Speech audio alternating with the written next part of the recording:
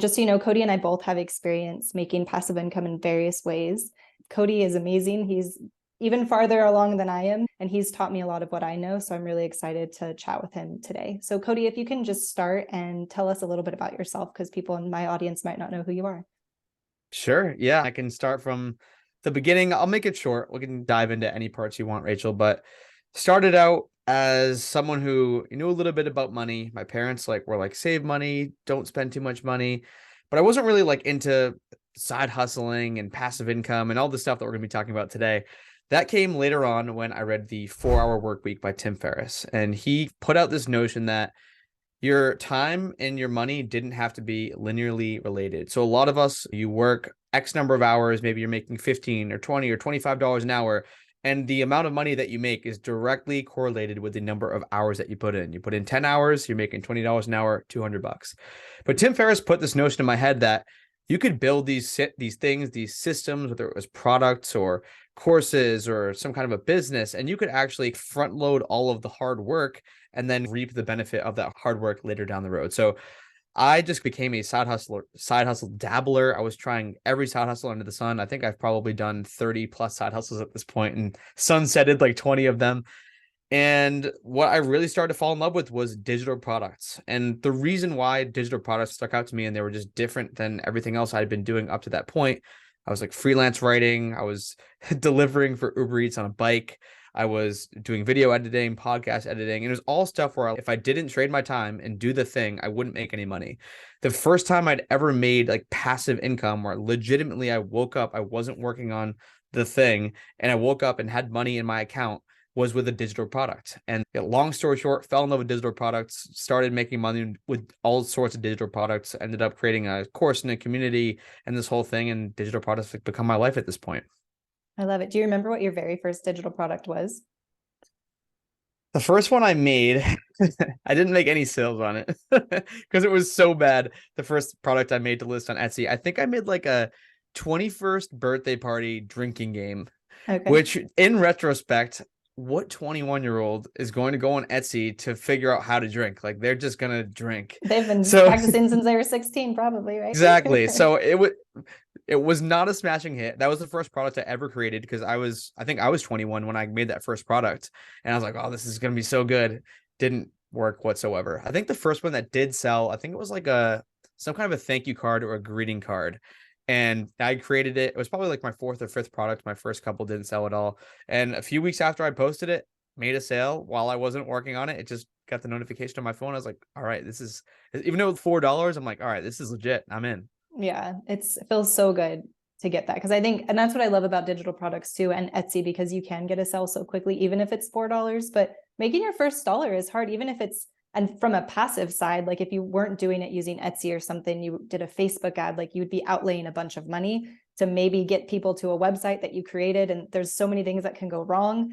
But then if you can literally create something in Canva or whatever, put it on Etsy, pay 20 cents to get it up there, and then you can forget about it for days or weeks, and you could just get a little notification on your phone that it sold, because they're always bringing customers to you. And I want to say too, I love that you mentioned that it didn't sell, because I think a lot of people get nervous, or then they're like, oh, I have to put the best thing out there. And I think it's important to show that people that are way farther than the beginners are, they had to start at the very beginning, and they probably weren't successful right out of the gate. And so I think it's important for people to hear that and to know that we all start from the same place. We all start with 0 sales, and we have to work our way up. So I appreciate that you shared that. For sure. Can you talk about any lessons that you learned from, so you had those first few that didn't sell, and then you had one that hit. So was there a lesson that you learned, or some kind of difference where these ones didn't sell and this one, or then you started to get to the point where they were selling?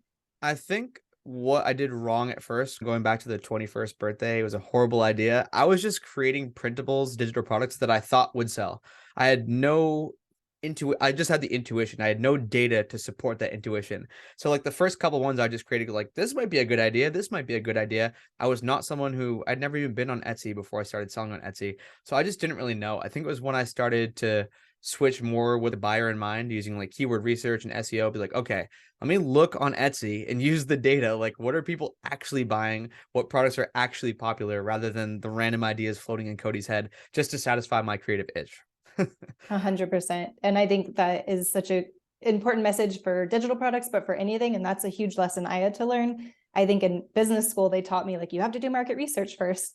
But a lot of market research when I was in business school was you have to go talk to people. And I still think that's the gold standard and really good. But SEO, now Google gives so much data that you can just go, rather than talking to people and asking them what they want. I feel like Google and Google Trends and Pinterest Trends, it's all this data that is really telling us what's going on in people's heads, because what you type in a search is usually what you're thinking about and you want a solution to. So I think that is so important, and we have to repeat that, because I'm sure people that are hearing this right now, they're going to make the same mistake. Some of them, hopefully not all of them. Hopefully not all of them. We can Yeah, but steer you them have, in the sometimes right you have to direction. hear it over and over until it finally clicks. Okay, so thanks for sharing that. And then I admire you so much, and you've done so much at a young age, but what would you say that your strengths are? I think the biggest strength, and this is a learned strength, it wasn't like I was just born with this, was being willing to fail. I know we just talked about like my first couple of products failing, but I also mentioned I had 20 side hustles that I no longer do.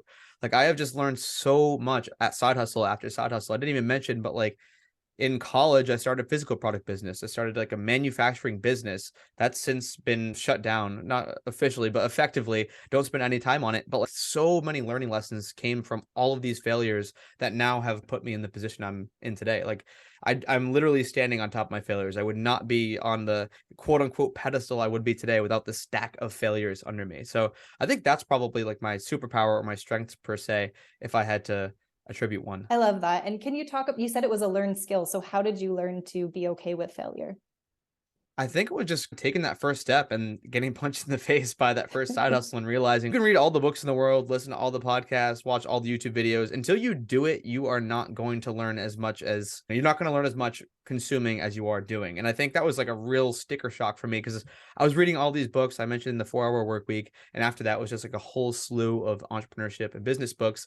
But until I actually started doing the thing and like seriously had no idea what I was doing, I think it really humbled me, and I just continue to fail. And as I failed more, I started to get more comfortable with failure, and I started to think of failure as like a stepping stone rather than, oh man, I failed, I suck, I'm never gonna be able to be good at this or be a successful entrepreneur. So I think you mentioned like the negative thoughts that can go through some people's heads. And I think if once you've persevered at least once in your life, you might have that negative mental talk, and then you somehow move past it, and then you get to a point where you succeed, and then you have proof in your own mind of like, oh, even though I said I was dumb or I couldn't do this, I'm a failure, whatever, all those negative things, I proved to myself that's not true. And so next time you encounter a failure, you can think back to that, oh, last time I failed, but then I was able to get past it, so I know that if I just keep going, everything will be okay. But when you're first getting started, so you might have had that negative mental talk. Was there something you said? There was something you did? Maybe a mentor gave you advice. Do you recall even what was going on in your head that helped you to persevere when you were first getting started? I think having a mission really helps. And for me, it was financial independence. Like I Okay. so didn't want to have a 9 to 5 job that I was willing to do anything it took to not have a 9 to 5 job. So I was getting up at 5 in the morning. I was going to bed at 9 or 10. And every pocket of time in between my corporate job, I was just like working on different side hustles. And so I guess the failure, it was just no, I was going to say a side benefit, but it just happened. So it Right. wasn't like, oh man, I have this like this really shining star, like I have this awesome mentor. I think it was more just the mission that drove me. It was like, I am not going to fail at this. There's so many other people that are doing this. I'm watching all these videos and reading all these books and listening to all these podcasts, and all these other people are making passive income and reaching financial independence. Like I have to get this done. And I think that was just the North Star that kept me driving forward, even when I had to shut down a side hustle or something failed or I wasted a bunch of time or money or whatever. Right. I love that. I think it is important to have big overarching goals, because then it's not, oh, I'm failing at getting to financial independence. It's maybe this one idea failed, but there's plan A failed, but there's plan B through Z. You can still keep going and try something different. And you have this overarching goal. I think a mistake a lot of people make is, I'm going to start an Etsy store, and that's their biggest goal. And then if that doesn't work, then they feel like a failure. But to your point, have something bigger, whether it be a financial independence or quitting your 9 to 5 job, or even just bringing a little bit of extra income in for your family, proving to yourself that you can make money on your own. There's so many bigger picture things. And I think the other side too, from a mission component, is how can you help other people? because sometimes it gets lonely being an entrepreneur or working on passive income, and you might not be making a ton of money. But if you think about the impact you're making, did you help one person? Even if you didn't make any money, did you post something on Instagram and that was embarrassing? It was hard for you to get out of your comfort zone, but maybe you made one person laugh, or you gave one person a key insight that can help them improve their life. I think that can help you keep going as well when things are hard. I think a key thing, and I know you asked about before, how did I keep going? That was like 2016, 17, 18. It was the mission. But now I've started to focus a lot more on my inputs than my outputs. And I think a lot of people, a lot of the things you just mentioned was focusing on the outputs. It's, oh, I didn't reach this level of sales. I didn't reach this level of success. I didn't sell this many products. But it's, if you can focus instead on the inputs, like I posted 5 listings to my shop this week, or I posted 5 reels on Instagram this week, or if you can focus on the inputs and have those as the check boxes, those as the wins, you're gonna be a lot happier, and the outputs are just gonna happen as a side effect. That was the word I was looking for before. Side effect, not benefit, of that input. So I have just, like, over the past maybe 2 or 3 years, started to really focus on, I'm doing the most that I can. I've made a game plan. I'm putting in the work. Like, I'm doing the posts, I'm posting the products, I'm making these changes. If the outputs aren't exactly what I'm hoping them for me to be, then fine. Like, hopefully it's somewhere close to there. That's like, what, aim for the stars and you land on the moon, or whatever. Shoot for the stars, land on the moon. Yeah, I think focusing on the inputs is another thing that people can really focus on. Like, just count the post on Instagram as a win. Count posting the digital product or creating the digital product as the win, not the sale, not the 100,000 followers. Because then if you don't reach those goals, you're going to fall flat on your face and be upset and sometimes give up. Yeah, 100%. I think many newsletters ago, I was talking about leading versus lagging measure. And I think that's exactly what it is. And James Clear talks about that in Atomic Habits, but it's basically like, what are the habits that you're building that will get you to your goals, and just focus on those habits. Like, you can measure how much weight you're losing by stepping on the scale, but that number is changing based on everything you've done in the past month or years. And so, yeah, you just need to focus on what are the 5 things you can do every day, the one thing that you can do every day or once a week or something like that. And eventually over time, it's going to pay off. I love that. So can you share what some of your passive income streams are? Because I know it's not just Etsy. Yeah, so digital products and Etsy was one of the first ones. Then, still under the digital products umbrella, started selling like ebooks and then courses later on, and then like a community, and done some like joint venture partnerships now at this point.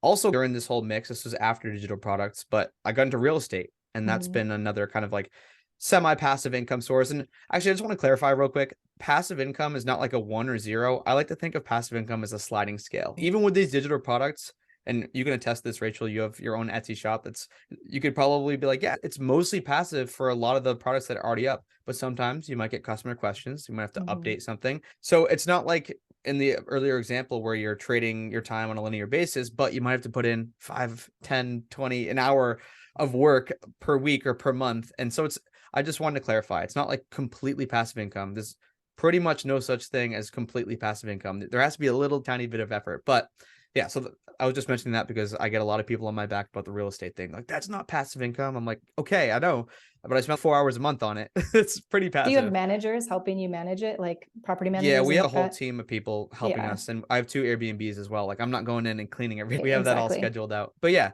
so that's pretty much everything. Yeah, nothing else is really passive income. Some things are like side benefits of things I'm doing. For example, like, I have a podcast and I'll get sponsorship dollars. I'll get affiliate revenue from that podcast. So I'm creating the episode once, but I might still be getting like ad revenue and affiliate revenue from a podcast I did a year ago. So it's like passive, but I'm still actively doing it. So it's not, I wouldn't consider it 100% passive income. But what I would say is, like, all of the things that I'm doing at this point, I'm not doing anything where I'm directly trading my time for money. I'm not doing anything like a freelance writing or video editing or podcast editing. It's all like, I'm building some asset, whether that be a digital asset or like a podcast or a physical asset like real estate, that's going to pay me somehow in purpose. I love that. And then, so how do you manage your time? Because I know a lot of these things are passive, but I think one of the challenging aspects of passive income is that you have to build it in the beginning. So like a blog can have a passive component, but especially in the beginning, you might be putting a ton of time in and having no payoff. And the same with digital products, like the first 4 that you made, you can spend hours on those and then they can make no sales. And some people might be working part-time or full-time, or a parent, having all these different things. And then also now you have so many And so even if they all are requiring just a couple hours a week, that's just so much mental energy. So how do you keep from getting distracted? How do you deal with like shiny object syndrome? I'd be curious. There's so many questions in this and I can repeat them, but how did you think about going from one thing to another? Because another challenge is once you've figured passive income streams out, you might have one that's doing well, but then if you get distracted and don't pay attention to that one and move on to something else, that one can go away or get smaller. So how do you think about and manage your time and manage what you take on? So I'll try to answer these in sequential order. So the first thing, one of the first things you asked was like, how do you find the time to build these things? Because like you said, a blog, a podcast, digital products, they all take a lot of like front loading. Like I remember my blog, I probably spent multiple hundreds of hours before I made like any serious money whatsoever. Like I think I probably spent over 100 hours before I even made a penny.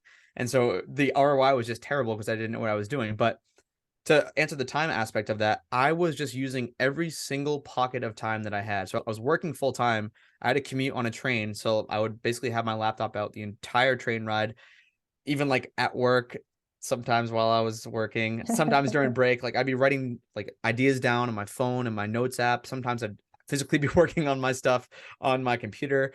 I was just basically stealing every single pocket of time that I possibly could. So like every 5, 10, 15-minute interval would go toward the goal of, okay, I need to get this blog post out, or I need to create this digital product, or okay, I need to do some research for this podcast episode. And eventually you have a mosaic. You take all these little 5 and 10-minute pockets of time, and then you can finally like create something. So that's what I did on the creation front. It was honestly just like scrapping together as much time as I possibly could. And I just want to quickly say another thing that I see a lot of people make the mistake is they have these like fake bottlenecks or these fake obstacles that stop them from starting. So I'm going to throw my friend under the bus, not going to name him or anything, but he's been talking about starting some kind of a business and he has me as his friend. He always asks me questions.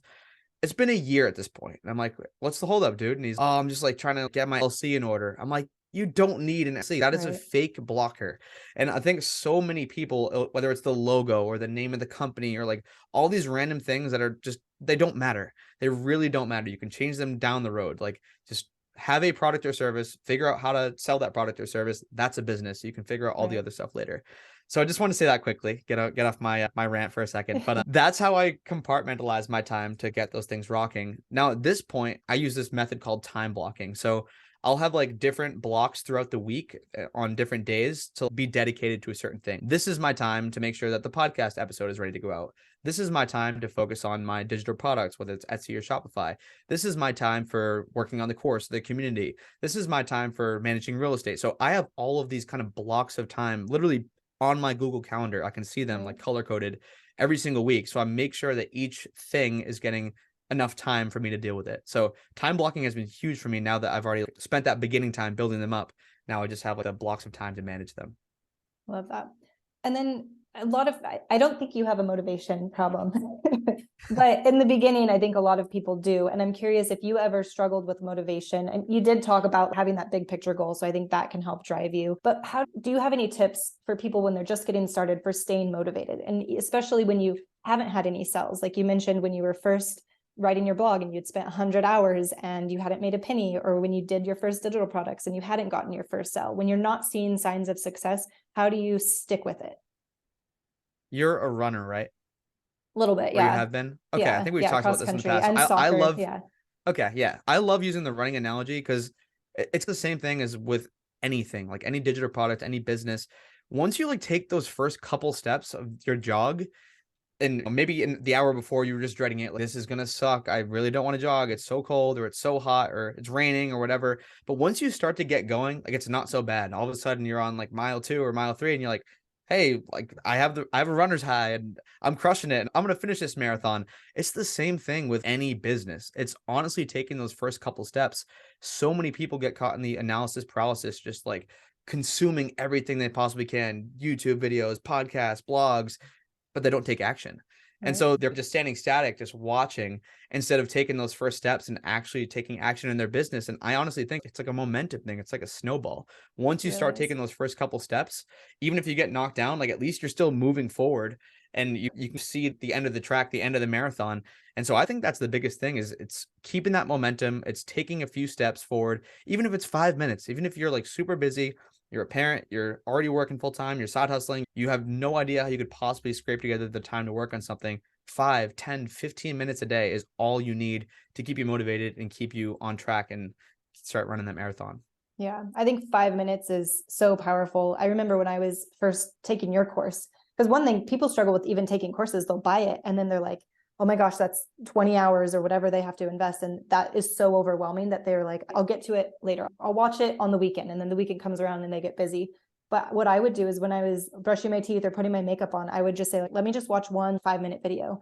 But as soon as I watched one, I would enjoy it and I would learn so much. And it would just, I think, autoplay to the next one. And I'd be like, okay, while I'm curling my hair and while I'm doing everything else. And then I would take it in and get changed and be listening to it at the same time. And then I would get in the car and I'd be like, I can listen to this. I don't have to watch it. I can listen to it while I drive to work. And so I think you mentioned 5 minutes. I think even 2 minutes, like just if you're dreading something or if it feels too big, figure out what can you do that takes you 2 minutes and just start there. And then after the 2 minutes is up, if you don't want to keep going, you don't have to. But I think, like you said, the momentum, once you have the momentum going, the likelihood that you're going to keep going for another 5 minutes or even an hour is so much higher because you just have to get started. Yeah, that's Netflix's secret sauce, right? It's like they get you hooked and then you just end up watching 8 episodes. Yep, and you binge watch it. But now we can start binge watching courses and things that will help us Exactly. improve our life and get us to our goals. Yeah. Absolutely. So this, I don't know if you've ever dealt with this, but I think maybe your friend is a good example. So you said that he's like, oh, I want to start a business, but he's saying, oh, I have to do this. I would guess that he probably has some self-doubt. So he's putting the excuse on an LLC or a business name or something like that. But I think what is really happening deep down, maybe even on a subconscious level, is he might not believe in himself. He might not think he has the skills. People use the excuse of not enough time, not enough money. But I think deep down, it's about lack of confidence and self-doubt. So do you have any tips for your friend or for people going through things like that to get over that? So just want to clear the record. I have definitely experienced self-doubt, imposter syndrome, all of those things. But I think going back to the theme of this episode so far is like just being willing to try and move forward. I seriously think confidence is built by doing.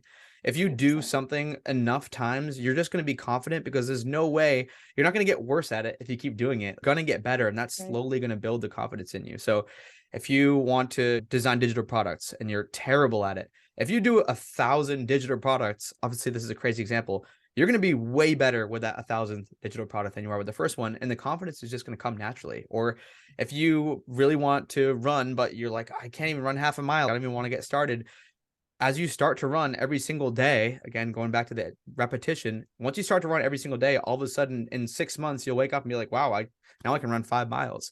So I think a lot of people don't have confidence when it comes to whether it's a side hustle or whatever in their life, because they don't have the repetition. And like I said, doing builds confidence. So that's what I've told my friend. I'm like, just start. It's going to suck. You're going to make mistakes. You might lose clients or whatever, and you might not make a ton of money right off the bat, but you're going to learn so many lessons from doing. And that doing is going to build your confidence. And then you'll look back a year from now and you'll have a booming business, but it's been a year and he hasn't started. It's hard to move forward when you don't take action. Yep. Agree with that. So you talked about your strengths earlier, but what I see as one of your strengths is your ability to network. I think you are very well connected. And do you think that's a skill that you've always had? Or is that something you've developed? Okay. Can you talk about that? Because like you are really well networked. Do you have any insider secrets for building a strong and supportive network? And I know like Grant, is it Sabatier? Is that how you say his last name? Sabatier, yeah. Sabatier. Maybe you can talk a little bit about him and the relationship that you built there. But yeah, can you share some stories? Because I think you would have been successful otherwise, but I think it's such a hack and that's what I mentioned to people on my email list when I invited them to this, is get help from people that have been there and that are doing amazing things, because it'll just make you go so much faster than if you're trying to do it alone. And I've noticed, and correct me if I'm wrong, but I think that's one of your secrets to your success. Yeah, definitely. I don't think I would be even close to where I am today without networking and finding people who are in positions that I wanted to be in and talking to them and getting into their heads, into their world. Honestly, it first started my freshman year of college. This guy probably doesn't even know I talk about him. This guy's name was Alex Brown, and I was studying finance. And I want you guys to hit up 3 people every single day on LinkedIn who are in, whether it's a company or a position or a field that you're interested in, and just ask them for a phone call, ask them to explain what they do and say you're interested and want to talk to them. Probably 90 out of 100 didn't answer. Maybe 7 did answer, or 10 did answer. 7 said no. 3 would say yes. It was a volume game, but I ended up reaching out to over 1,000 people on LinkedIn throughout my Wow. college career and kept a spreadsheet of it. Like it was crazy. And Wow. I'd write notes, like yeah, his kids just went to summer camp. Like it was crazy, but it really got me over the fear of talking to new people. And it got me to be really like methodical about my networking. So I still have like a spreadsheet today that if I meet new people, if I'm at a conference, I'll make sure I jot down their name and like something about them so I can like recollect and talk to them about it next time. And it's been huge. I think the biggest thing though was like I would never just walk up to someone or message someone and just be like, "Hey, can I talk to you?" or "Can I pick your brain?" And most people won't do that either because they're afraid of failure, Right. like we were talking about earlier. But doing it enough times, only 3 out of 100 answered me and ended up talking to me. But getting over that fear of starting that conversation and learning from different people, like that was huge for me. To the grant story, I was at FinCon, which is a conference for financial content creators in 2018. I had just started my blog and podcast, and I was doing a bunch of freelance stuff. And I was just going berserk, talking to everybody I could. I would write their name down on my phone and my like right after I talked to them, and just had a whole slew of people. I probably talked to like over 200, maybe 300 people at that conference. It was crazy.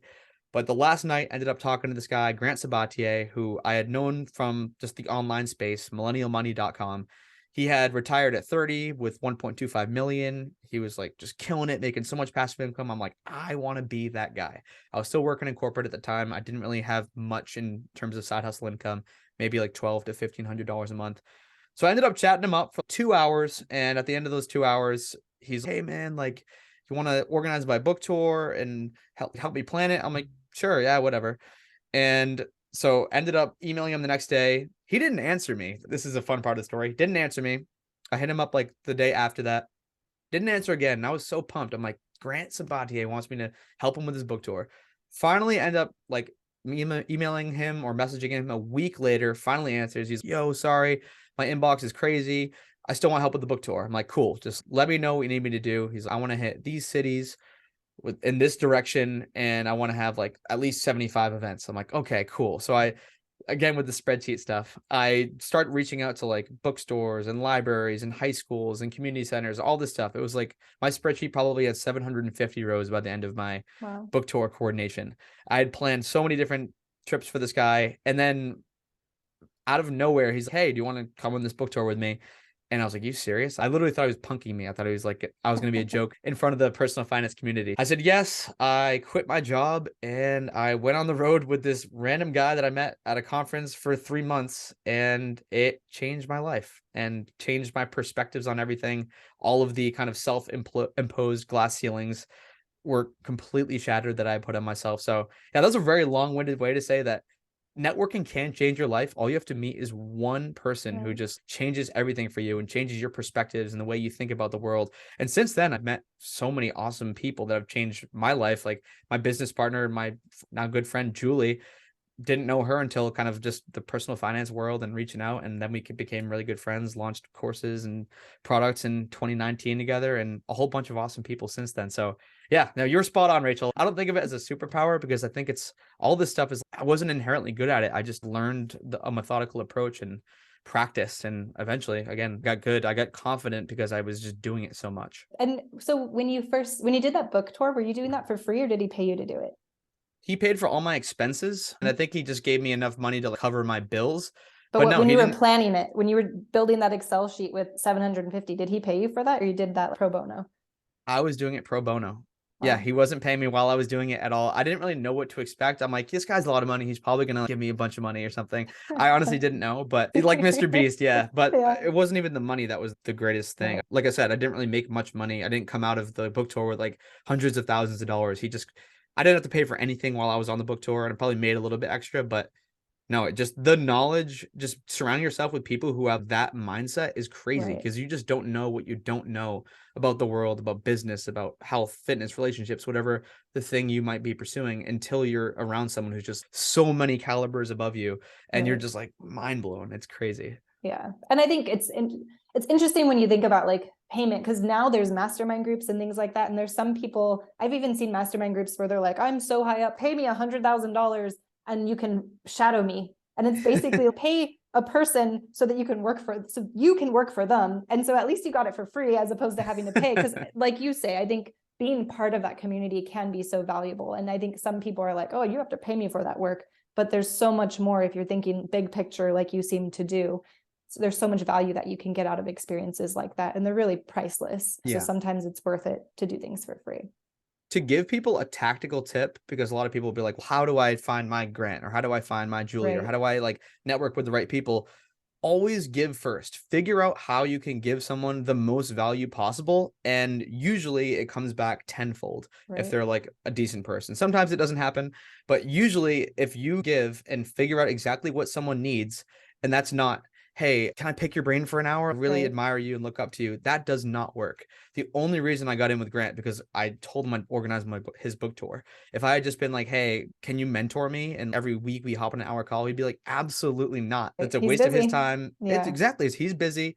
He's doing all these different things. He had so many businesses going on at the time, but because I was such an invaluable asset planning this mega book tour for him, he is just, he's given it back tenfold. So that's what, if you have someone in mind where you're like, I really want to get close to this person, figure out exactly what they need and then deliver that with no expectation of return. Just give it to them for free. And then hopefully it at least gets your foot in the door and you start to have those conversations and get into their brain and see how they think. Yeah. Reciprocity too. I think so. A very simple example is when you go to Costco and they give out the samples, it's very strategic and most people will buy that item, especially if you taste it and you're like, oh, that's really good.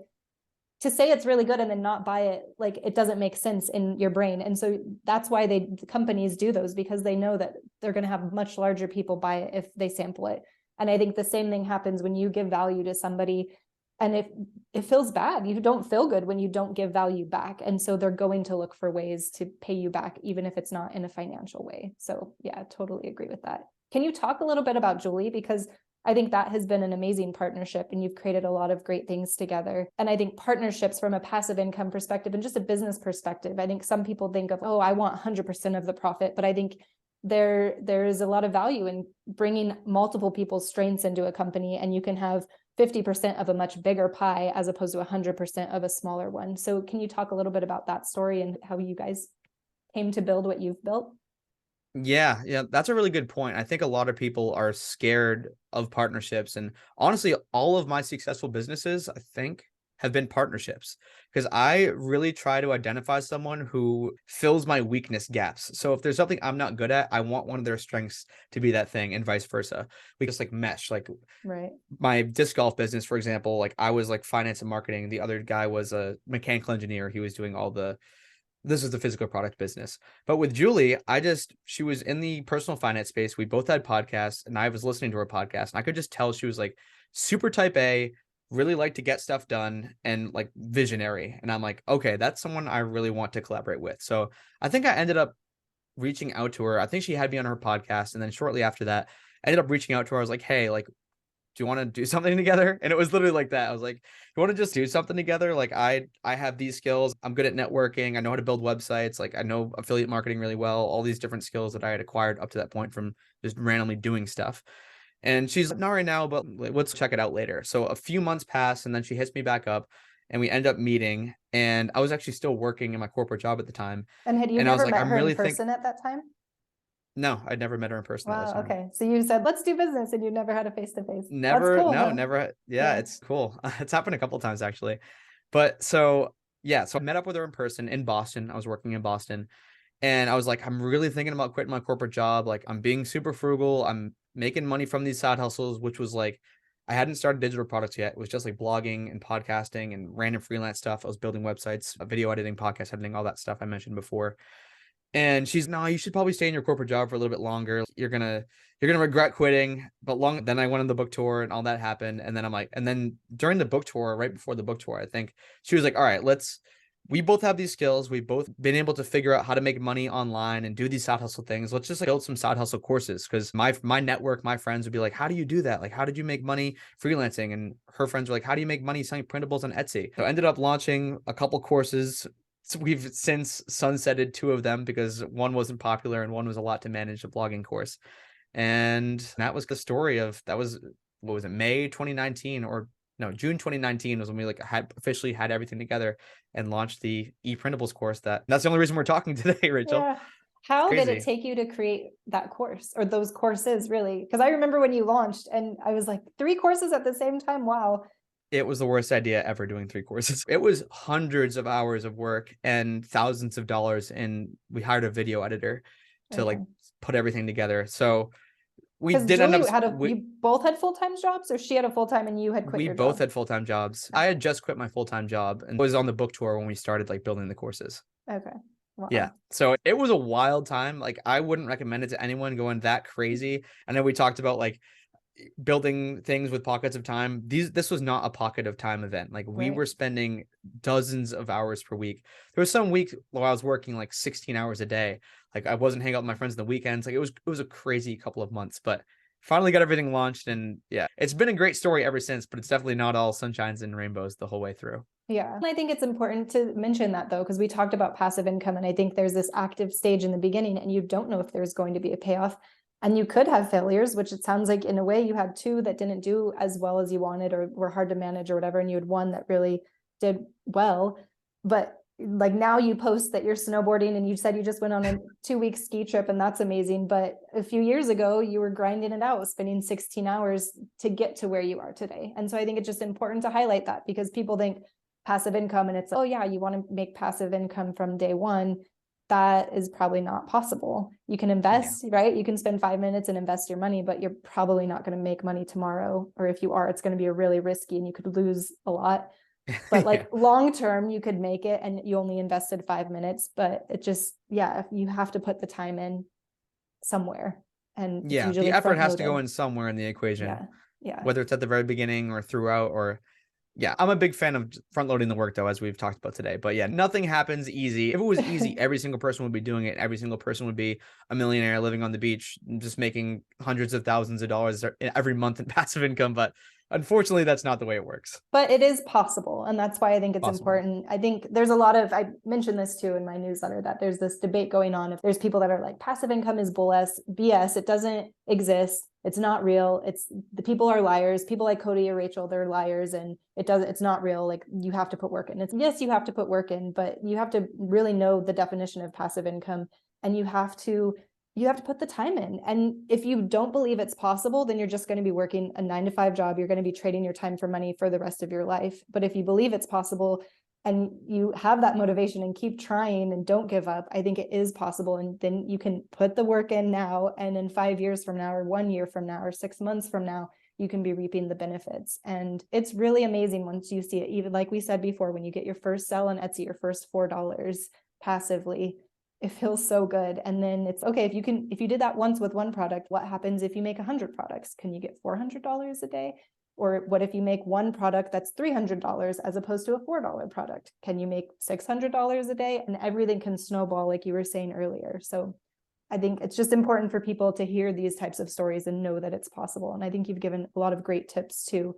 And there's a lot of hard work, and there's getting out of your comfort zone and doing things that the average person doesn't usually do.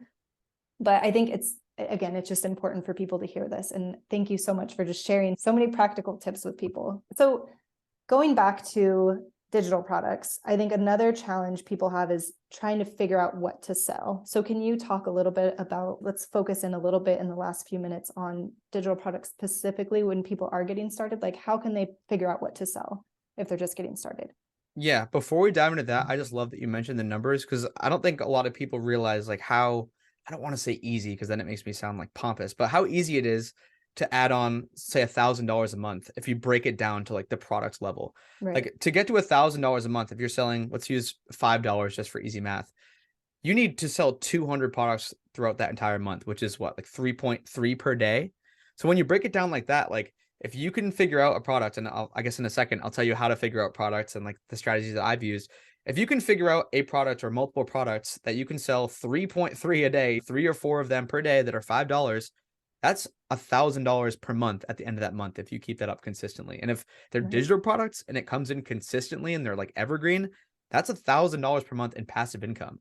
It's just like crazy what that can do once you start like plugging that into compound interest calculators and seeing what it does. If you're someone who's like going after financial independence, it's nuts. Even though it seems like small potatoes at first, $5, why am I going to waste my time creating a digital product that's $5? But it can really stack up. Okay. 100%.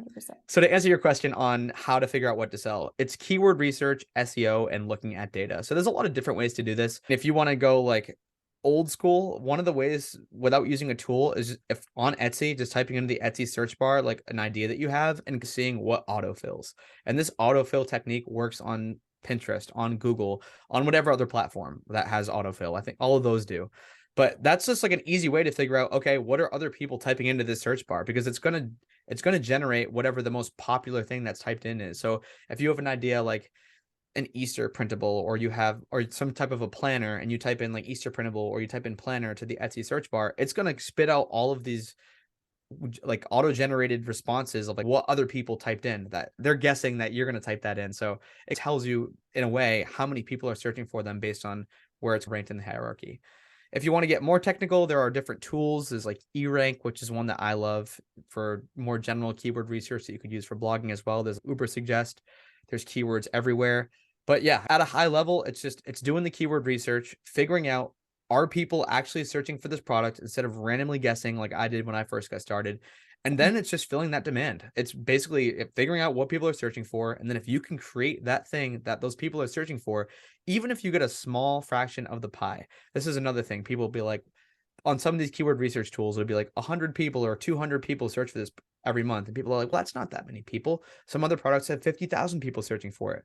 But if you can get 3 people of those 100 or 200 people at $5 a pop, all of a sudden now you have $15 in passive income every month. And again, it snowballs, and eventually you might get to $1,000 in passive income. So that was a long-winded way of saying keyword research, figuring out what people are searching for, and then filling that demand with a product.